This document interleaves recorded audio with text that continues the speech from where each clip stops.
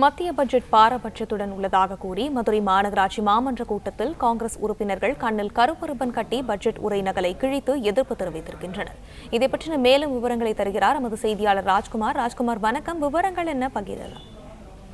வணக்கம். மதுரை மாநகராட்சி மாமன்ற கூட்டத்தில் காங்கிரஸ் மாமன்ற உறுப்பினர்கள் மத்திய பட்ஜெட் நகலை கிழித்து எதிர்ப்புகள் தெரிவித்ததால் ஒரு பரபரப்பு ஏற்பட்டது.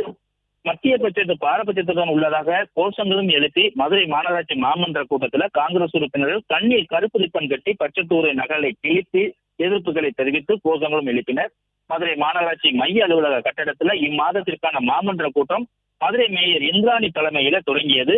மதுரை மாநகராட்சி ஆணையாளர் தினேஷ்குமார், துணை மேயர் நாகராஜன் முன்னிலையில மதுரை மாநகராட்சி 100 வார்டு கவுன்சிலர்களும் பங்கேற்றனர். இந்த கூட்டத்தின் தொடக்கமாக வயநாடு நிலச்சரிவில் உயிரிழந்த மக்களுக்காக மாமன்ற கூட்டத்துல மௌன அஞ்சலி செலுத்தப்பட்டது.